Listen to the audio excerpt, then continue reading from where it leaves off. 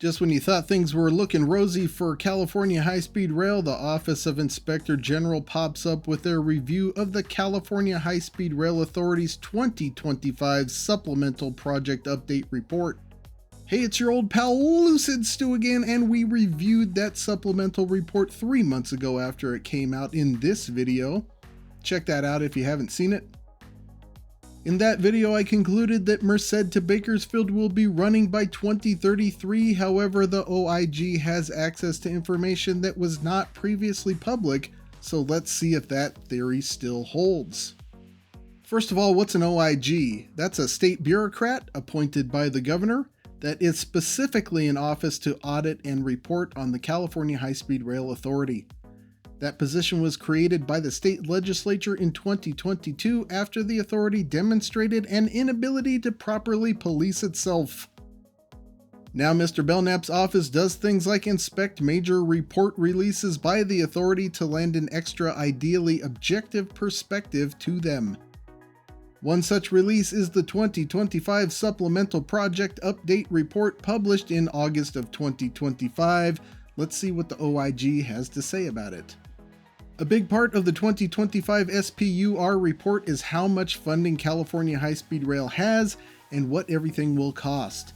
They figured funding of $43 billion with the 15-year extension on cap and invest money that the state legislature just passed. Cap and invest is a carbon tax with inconsistent year-to-year revenues. California High-Speed Rail gets a quarter of the revenue the state brings in through that tax. The new money also has a $1 billion per year guarantee, so they should be able to finance it and get at least part of it up front. All of that produces a basic surplus of $6.2 billion over the $36.8 billion estimated cost of the Merced to Bakersfield initial operating segment. That surplus includes $4 billion of grants previously awarded to the authority that the Trump administration is attempting to rescind. Those funds are currently held up in court, and it's unknown if the authority will ultimately receive those funds or not. That leaves a possible surplus of only $2.1 billion, which means Merced to Bakersfield is anything but guaranteed, even with the additional $15 billion the project just got. However, the OIG points out that the situation is hardly that simple. First of all, when the money comes in is important because the OIG has determined that new funds need to be available as early as 2026, and as of yet, the authority has not announced how they're going to finance the cap and invest funds, which would otherwise not arrive completely until 2045, massively delaying the project. If the project does not get the funds in a timely manner through financing, this could lead to schedule misses, delays, and ultimately cost increases. The financing itself could be costly. The authority published a chart in the 2025 SPUR that shows various potential financing costs. Merced to Bakersfield is conspicuously absent from this chart. The OIG contacted the authority about it, and the authority indicated that by their estimation it would cost $4 billion to finance the $8.6 billion they need from the new money to finish the segment. That's a lot when you're talking about having a surplus of $6.2 billion in the better case scenarios. The authority makes no mention of where that money would come from either. Currently, the authority estimates that they will have trains running on the Merced to Bakersfield section by January 1st, 2032. This date has some issues because it not only assumes that construction progress will adhere to the current schedule, but it also assumes passage of several bills by the state legislature that read as a authority power wish list. On the first count, the authority is demonstrably behind its current schedule. If we look at this CP1 earned value chart, which compares the current schedule to work done, a trend line extended to completion puts them about 6 months behind.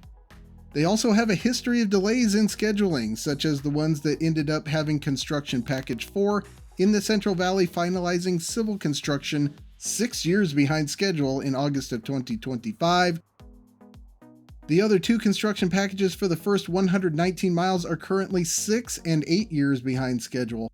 On the second count, the legislature has only managed 2 major pieces of legislation in the project's favor since enacting California High-Speed Rail's share of cap and trade money in 2014. Those are an extension of the cap and trade funds and a bill that eases the environmental process for project maintenance facilities. Other legislation has constrained the project, like a bill that capped spending outside of the Central Valley at $500 million, essentially forcing the authority to finish the Merced to Bakersfield IOS before doing anything else.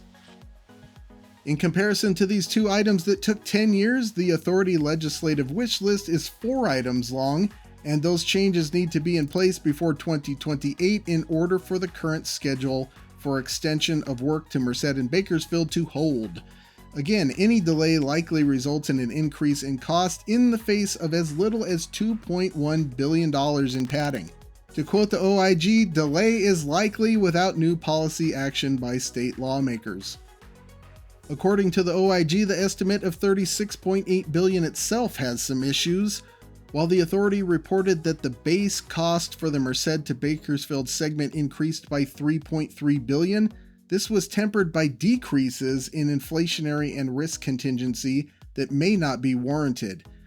Those combined total $1.9 billion, which would knock padding down to as little as $200 million, or a not super comfortable $4.3 billion, assuming the Trump delayed grant money still goes through. The difference in inflation comes from a couple of places. One is the January 1st, 2032 completion target. According to the OIG, the authority's P65 completion estimate is December 2033. This means that 2/3 of simulations run would find the project complete by the end of 2033 and basically translates to likely. That puts January 1st, 2032 on less likely ground, although neither the OIG nor the authority indicate a P number for that. Pushing completion back to the end of 2033 would cost about $700 million according to the authority. It's worth noting here that the FRA's projections put likely Merced to Bakersfield completion into 2034, and that is a main argument by the Trump administration for rescinding the funds. This is because the grant agreements require that the work be done by the end of 2033. The other potential inflationary pitfall is the inflation forecast. They're assuming 2.5 to 2.8% through 2028, when inflation is 3% right now. After 2028, they have it at 2% to infinity, which is optimistic. The dollar difference isn't huge, probably less than $100 million for Merced to Bakersfield in all but the worst scenarios, but we are talking about the authority only having a couple of $100 million to spare in those scenarios. Those scenarios are heaven compared to the $51 billion the authority says the Merced to Bakersfield section would cost without updates to engineering approaches. The authority says those will save $14 billion by adjusting geometry tolerances and clearances to lower the height of bridges and viaducts and reduce volume of infill necessary for embankments, among other savings. The OIG did review some of those proposed changes and found that the cost savings estimates were supported by design contractors.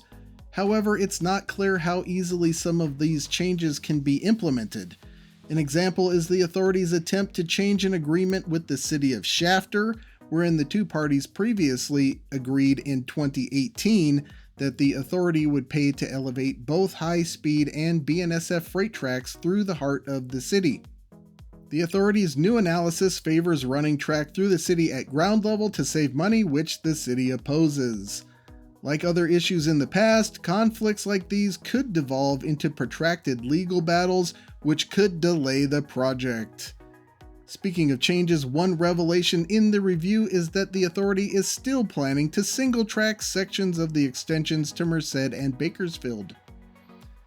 The review mentions 19.7 miles of it for Merced and doesn't give a specific amount for Bakersfield. That's probably not legal! In 2022, the California legislature passed SB 198, which includes some stipulations about California high-speed rail.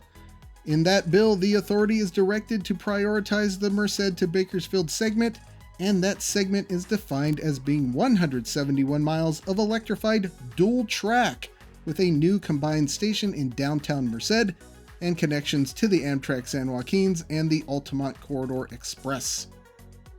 The authority has made it pretty clear that they want to delay the implementation of Merced, but the legislature is going to need to approve that. You can be sure that the Merced contingent will vehemently oppose this, but does the rest of the state care? If I were in the legislature, I'd be exhausted by this thing at this point. Another thing the OIG uncovered is that the authority left ACE service out of its ridership estimates for services that included Merced. ACE should be connected to Merced sometime in the 2030s through the somewhat delayed Valley Rail project. On the other end, ACE connects to San Jose and the Bay Area's BART transit system. The authority's justification is that ACE won't be operational in Merced by 2030, but neither will California High-Speed Rail? The authority asserts that the ridership difference with or without ACE is minimal.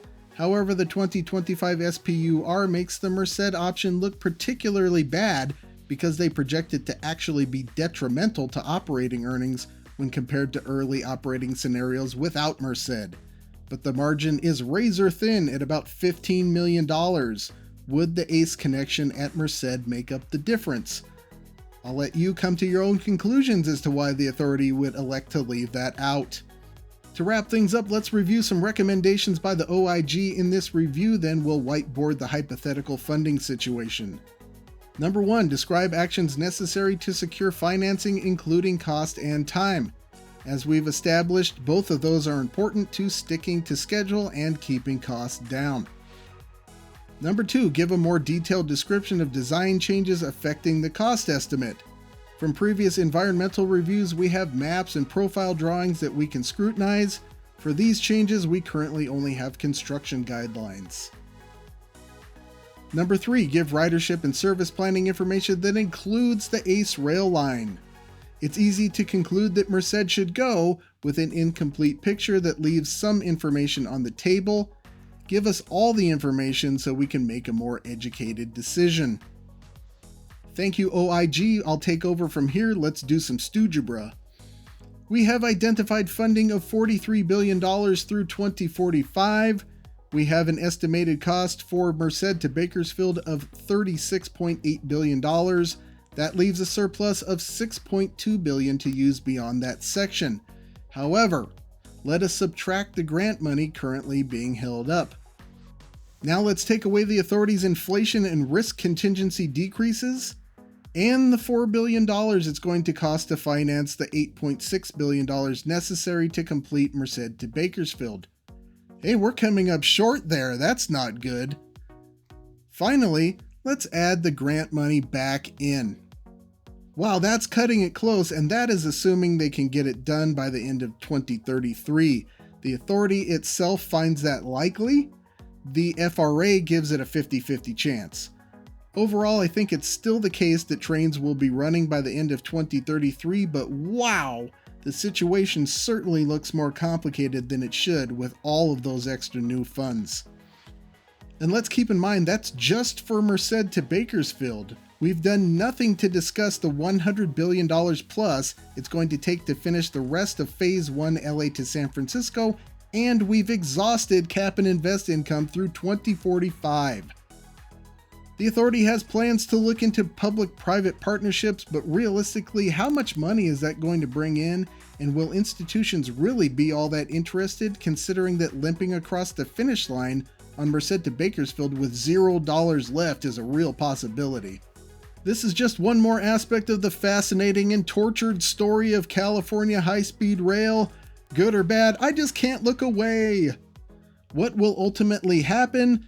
Keep checking in with your old pal and stay current on the situation. Plenty more videos to come. The California High-Speed Rail Authority just released the draft environmental impact statement for LA to Anaheim, so a review of that is probably up next. If you'd like to support the channel, check out that super thanks button below the video or my poster store and get yourself a nifty poster like one of these. Everything is 30% off through the end of the year. Make sure to order early. Processing time on those is growing. You probably want to order before December 12th if you're trying to get those in time for Christmas. But that's all for now. Until next time, I'll see you on that big, beautiful freeway.